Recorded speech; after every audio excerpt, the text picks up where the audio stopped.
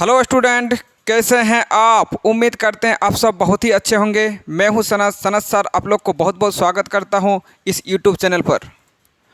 तो हम लोग का 6.2 ख़त्म हो चुका था और आगे की बात करेंगे आज 6.3। और 6.3 में ऐसा क्या नया चीज़ आ जाएगा।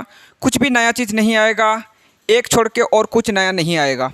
ठीक है, एक चीज़ क्या है आपको बता देते हैं। ठीक है, इसको आपको सबसे पहले याद करना पड़ेगा, उसके अलावा आपको कुछ भी नहीं पढ़ना है। वैसे ये सभी जानते हैं,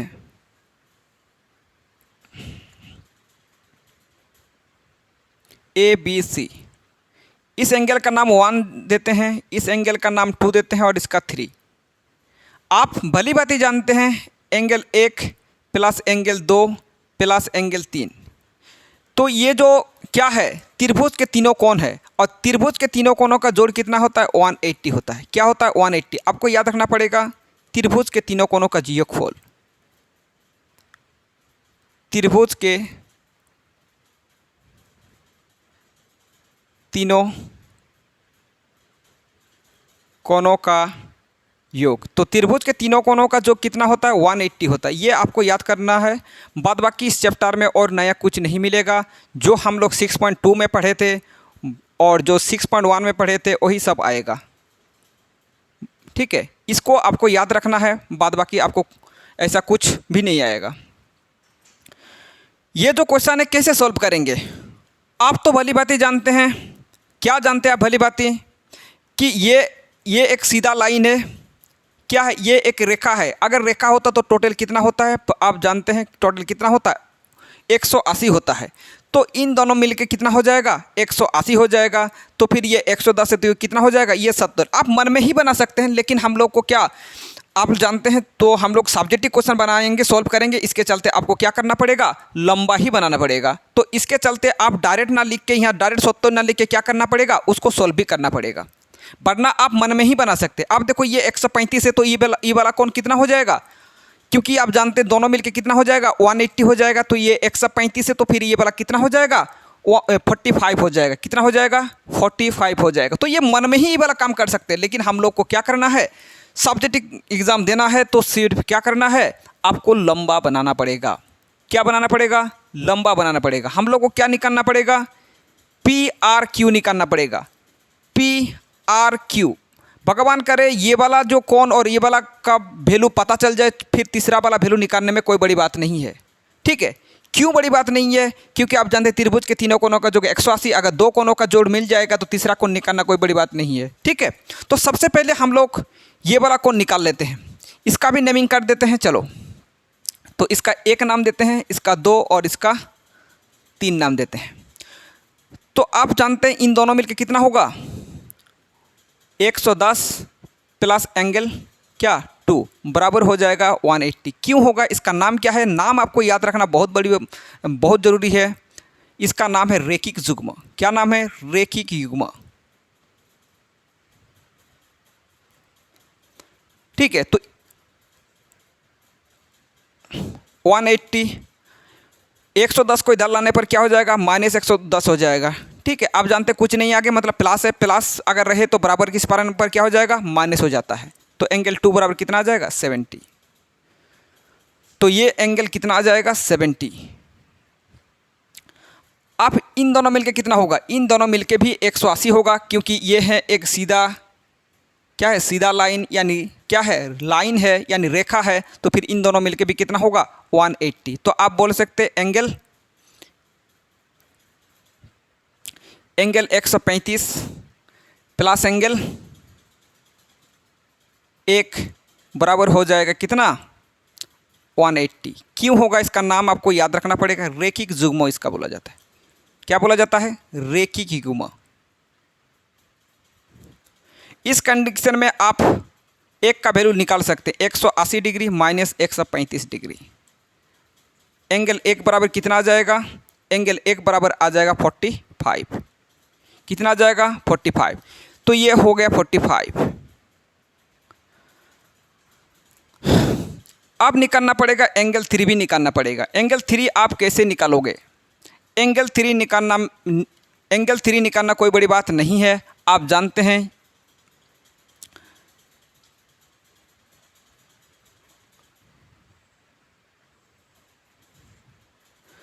आप जानते हैं एंगल 1 और एंगल 2 और एंगल 3 मिलकर कितना होता है, 180 होता है। तो एंगल 1 का मान कितना है, 45 है, प्लस एंगल 2 का मान कितना है, 70 है, और एंगल 3 का वैल्यू तो अभी नहीं पता चला। एंगल 3 बराबर क्या होगा पता नहीं अभी, बराबर 180। तो ये क्या नाम है, त्रिभुज के तीनों कोनों का योग। त्रिभुज के, ये वाला लिखना, त्रिभुज के तीनों कोनों का योग, तीनों कोनों का योग। तो त्रिभुज के तीनों कोनों का योग जो होता है 180 होता है। इन दोनों को ऐड कीजिए, इन दोनों को ऐड करने पर कितना आ जाएगा,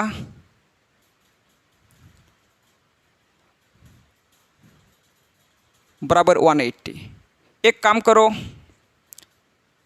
115 को बराबर के उस पर ले जाइए, तो फिर क्या हो जाएगा, 115 माइनस 115 हो जाएगा। तो एंगल 3 बराबर कितना आ जाएगा इस कंडीशन में, 65 डिग्री आ जाएगा। कितना आ जाएगा, 65 डिग्री आ जाएगा। यही हो गया इसका आंसर। जल्दी करके इसको नोट कर लीजिए। अब बात करेंगे क्वेश्चन नंबर 2। जल्दी करके नोट करो।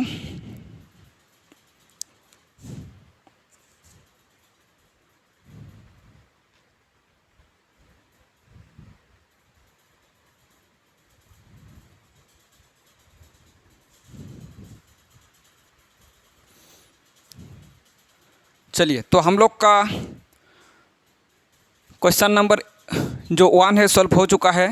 एंगल 3 का मतलब ये होता है PRQ, यही तो हम लोग चाहिए ना, क्या चाहिए था, PRQ। तो एंगल 3 का मतलब है क्या है, PRQ।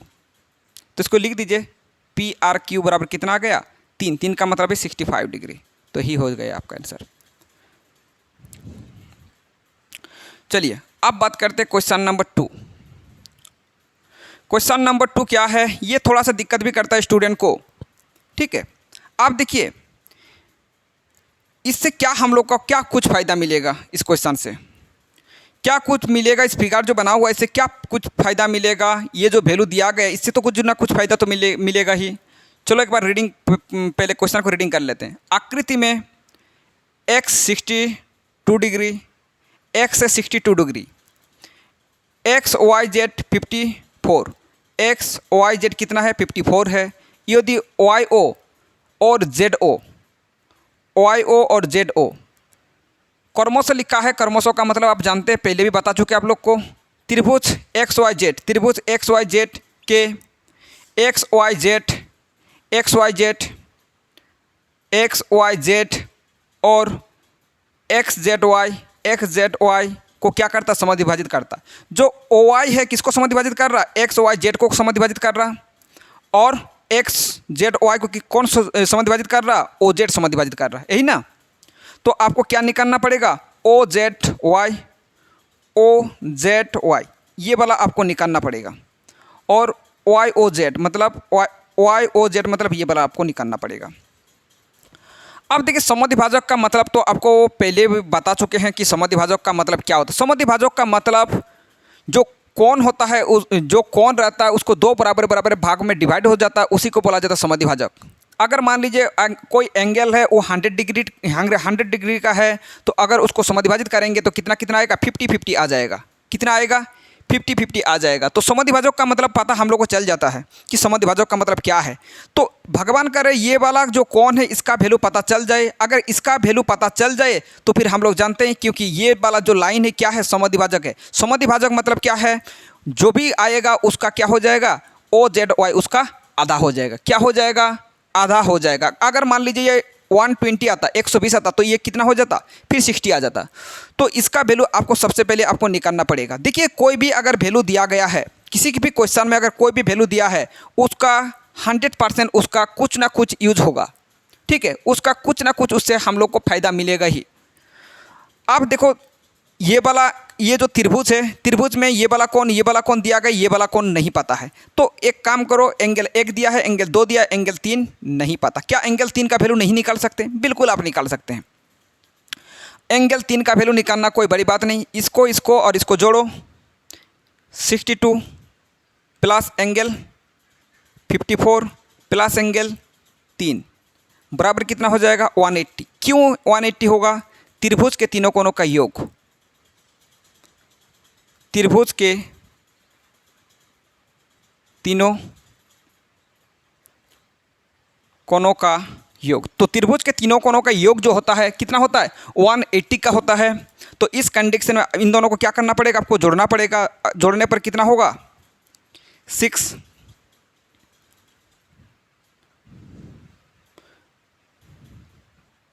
180, ठीक है। एंगल 3 बराबर कितना आ जाएगा, 180 माइनस 116, कितना आ जाएगा इसका वैल्यू,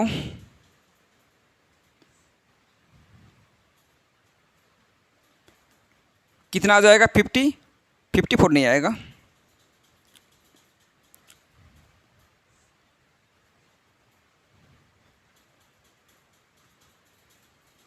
तो कितना आ जाएगा, 64 आ जाएगा।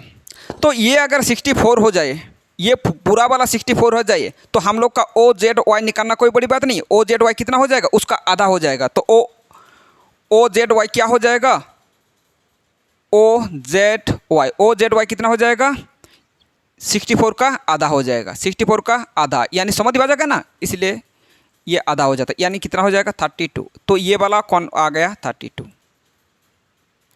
ये वाला 32 है। तो ये वाला कौन पता है, ये वाला कौन नहीं पता, इसी का वैल्यू निकालना है। और इसका अगर वैल्यू आ जाए तो फिर इसका वैल्यू निकालना कोई बड़ी बात नहीं है।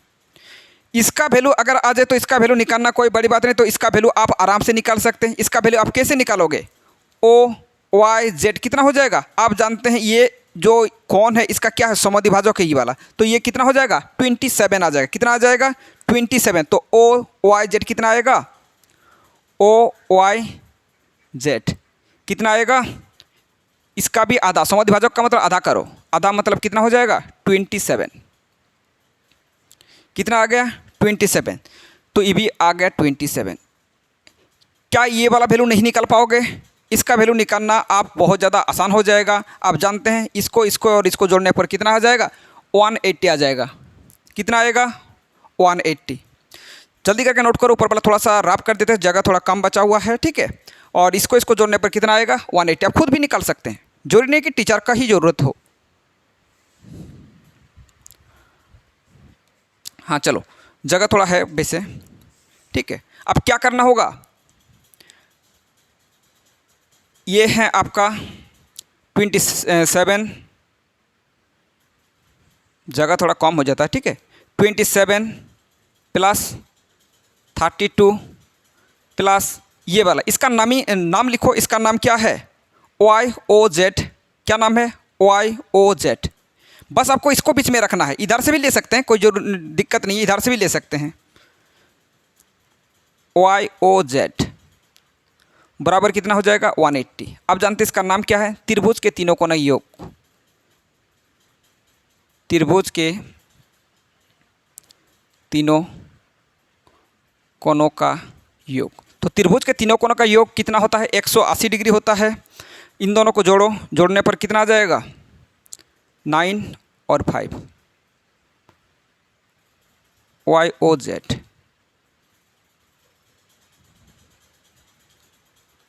180 डिग्री माइनस 59, ठीक है। इसको घटाव करो, घटाव करने पर कितना आएगा,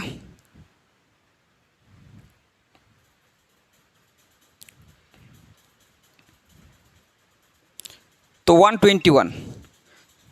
तो इसका आंसर क्या आ जाएगा, 121। जल्दी करके इसको नोट कर लीजिए।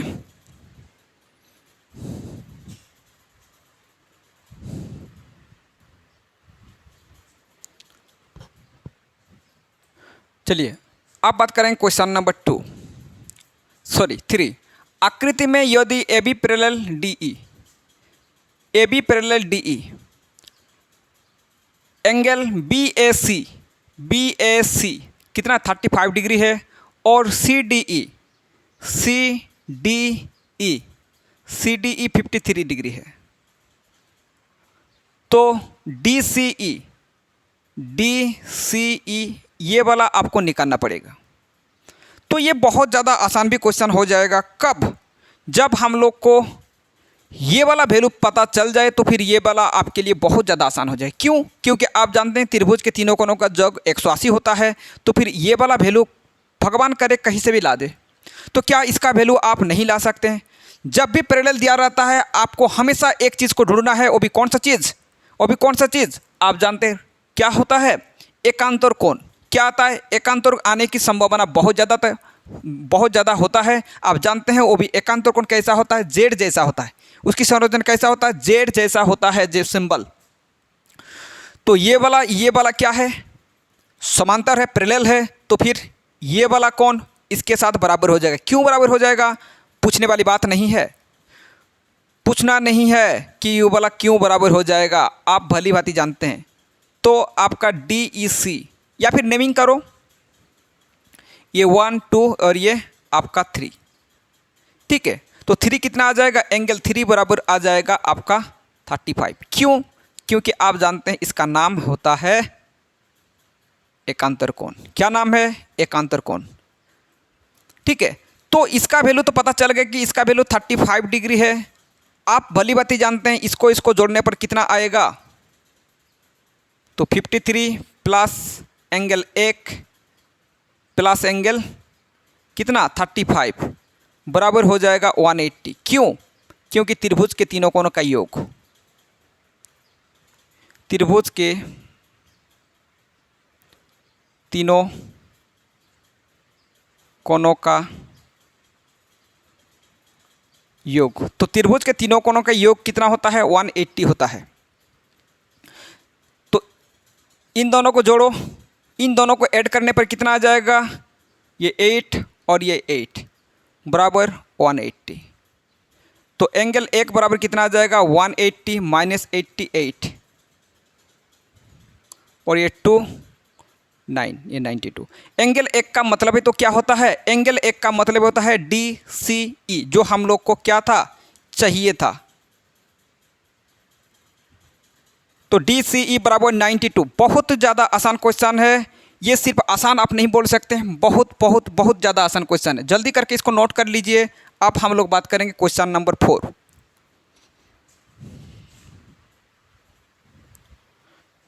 चलिए एक बार क्वेश्चन पढ़ देते हैं। क्वेश्चन में वैसे कुछ नहीं है, जो फिगर में दिया गया वही वाला क्वेश्चन में है। क्वेश्चन अगर नहीं भी पढ़ोगे तो भी बना पाओगे आराम से, ठीक है। फिर भी पढ़ देते हैं। आकृति में यदि रेखाएं PQ RS को T पर क्या करती है? इस प्रकार प्रतिच्छेद करती हैं कि PRT 40 डिग्री और RPT 95 डिग्री और TSQ 75 डिग्री। ये सब दिया गया है, पढ़ने का कोई ज़रूरत नहीं वैसे। बस हम लोग को क्या चाहिए था वो आपको दिख रहा है। SQT चाहिए, SQT। आप भली भांति जानते हैं अगर कोई भी वैल्यू दिया गया है उसका 100% यूज होगा, पहले ही बता चुके हैं, ठीक है। लेकिन आप तो बहुत ज़्यादा चालाक है। क्यों चालाक है? इसलिए चालाक है क्योंकि इसका वैल्यू अगर निकालना है तो सबसे पहले तो इसका वैल्यू आना चाहिए। इसका वैल्यू कहाँ से आएगा? यहाँ से आएगा। आप जानते हैं इन दोनों क्या है? इन दोनों है क्या? शीर्षोभिमुख कोण। दोनों बराबर आ जाएगा, तो सबसे पहले हम लोग का ये वाला आना चाहिए। तो इन दोनों से क्या ये वाला फायदा नहीं मिलेगा? बिल्कुल। ये एंगल 1 2 और ये एंगल 3, क्या 3 का वैल्यू नहीं निकाल पाओगे? आराम से आप इजीली निकाल सकते हैं। कैसे करके? 95 प्लस 40 प्लस एंगल 3 बराबर हो जाएगा 180। ये तो बार बार आप इतना बार लिखा दिए, ये आपको याद भी आ जाएगा। त्रिभुज के तीनों कोनों का योग, वैसे आपको ऑलरेडी याद है, ये तो सभी को याद होता है। त्रिभुज के तीनों कोनों का योग, तो त्रिभुज के तीनों कोनों का योग कितना होता है? 180 डिग्री होता है। इन दोनों को ऐड करो, ऐड करने पर कितना आ जाएगा? बराबर 180 डिग्री। बताने वाली कोई बात नहीं है, कुछ भी नया नहीं है। जो हम लोग पहले से 1.1 में पढ़े थे वही वाला यहाँ पर भी है, सॉरी 6.1 में है।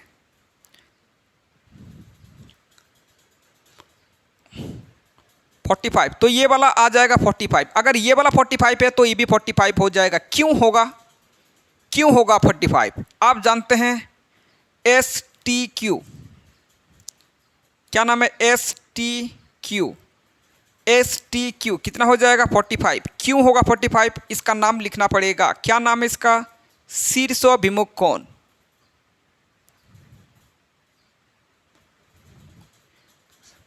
शीर्षोभिमुख कोण। अब तो ये वाला आ गया 45, फिर घूम फिर के वही वाला काम, ये वाला दिया गया, ये वाला दिया गया, और ये वाला वैल्यू नहीं पता है। इसका कुछ भी नाम दो, 1 2 3 4, या फिर रहने दो T S Q T A रहने दो, या फिर इसका नाम नेमिंग कीजिए। अब यहाँ 3 लिए हैं तो ये वाला क्या नाम लीजिए? कुछ भी लो या फिर मत लो, कोई दिक्कत नहीं। ये 2 नाम दिए हैं। कितना नाम दिए? 2। तो इसको और इसको जोड़ने पर कितना आ जाएगा? आप जानते हैं कितना आएगा? ये तो कोई पूछने वाली बात नहीं है। क्यों नहीं है? क्योंकि एक चीज़ को हम लोग इतना बार कर चुके हैं कि बोलो मत। त्रिभुज के तीनों कोणों का योग। तो त्रिभुज के तीनों कोणों का योग कितना होता है? 180।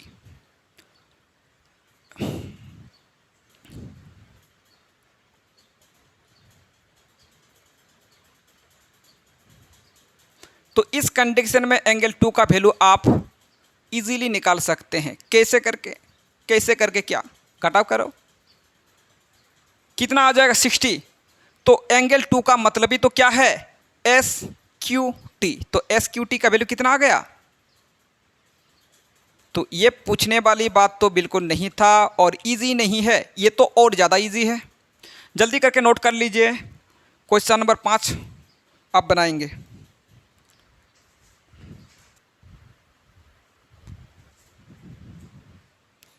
चलिए, आप क्वेश्चन नंबर 5, आकृति में यदि पी क्यू समलंब पी एस, नेमिंग नहीं किए क्या? नेमिंग नहीं किए, थोड़ा सा नेमिंग कर लेते हैं। चलिए, समलंब पी क्यू और पी एस, पी क्यू और पी एस समलंब। जो समलंब होता है वो क्या होता है? समलंब, समलंब इस टाइप का होता है, और ये वाला 90 डिग्री होता है, ये भी 90 डिग्री। समलंब का मतलब होता है जो समलंब होगा वो कितना कितना में होता है? कौन? 90 डिग्री, 90 डिग्री होता है। कितना डिग्री का कौन बनता है? 90 डिग्री। तो ये है समलंब, तो फिर ये वाला कौन कितना हो जाएगा? 90 डिग्री। ये तो 90 डिग्री वैसे दिया भी है। P Q parallel S R, P Q parallel S R. आपके मन में आप तो खुशी थोड़ा सा आ गया। क्या आ गया? पैरेलल। पैरेलल के देख के ही बहुत सारे स्टूडेंट खुश हो जाते हैं। आप भी खुश होंगे? बिल्कुल। क्यों खुश होंगे? क्योंकि अगर पैरेलल आता तो क्या कोण आने की चांसेस होता है? एकांतर कोण। क्या कोण आता है? एकांतर कोण। चलो आगे देख भी लेते हैं। S Q R 28 degree, S Q R 28 degree, Q R T 65 degree. तो एक्स और वाई का मान आपको निकालना पड़ेगा। किसका किसका वैल्यू? एक्स और वाई का वैल्यू निकालना पड़ेगा। अब देख लीजिए, ये इन दोनों क्या है? पैरेलल है। तो फिर पैरेलल होगा तो क्या होगा? क्या होगा? पैरेलल होगा तो फिर आ जाएगा एकांतर कोण। क्या कोण आएगा? एकांतर कोण। तो ये वाला कोण और ये वाला कोण हो जाएगा बराबर। क्यों बराबर होगा? कोई पूछेगा ही नहीं। क्यों नहीं पूछेगा? क्योंकि इतना बार पढ़ चुके हैं कि पूछने लायक नहीं बचा। ये पूछने लायक नहीं है। क्यों नहीं है? क्योंकि बार बार बार इसका दर्शन होता है एकांतर कोण। तो x बराबर आपका 65 डिग्री माइनस 28 डिग्री,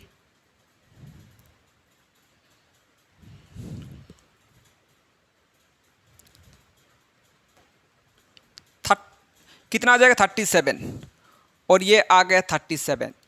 लो, अगर 37 आ जाए तो फिर ये कितना है? इसका ये वाला ये वाला निशान किसका होता है? आप जानते हैं 90 डिग्री का होता है। वैसे भी समलंब है, समलंब होने से हमेशा 90 डिग्री होता है। क्या इसका वैल्यू नहीं निकाल पाओगे? लो, कितना ज़्यादा इजी है। आज तो एक ही चीज़ बार बार पढ़े हैं। कौन सा चीज़ पढ़े हैं? बार बार त्रिभुज के तीनों कोणों का योग। और फिर से देखो वही वाला काम आ गया। इसको और इसको जोड़ने पर कितना आ जाएगा? कितना आ जाएगा? आप जानते हैं आएगा 180। क्यों? कोई तो पूछेगा नहीं, क्योंकि पूछने लायक नहीं बचा। त्रिभुज के तीनों कोनों का योग। तो त्रिभुज के तीनों कोनों का योग कितना होता है? 180 होता है। तो इसको ऐड करो, ऐड करने पर कितना आ जाएगा ये?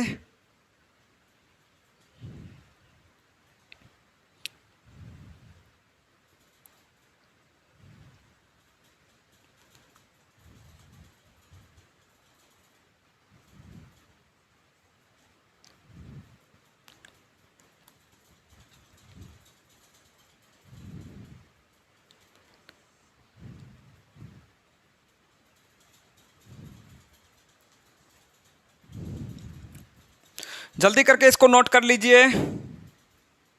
अब देखते हैं टाइम बचा या नहीं। अगर टाइम बचा तो फिर लास्ट वो जो आखिरी क्वेश्चन बचा उसको भी सॉल्व कर देते हैं, अगर टाइम बचा तो।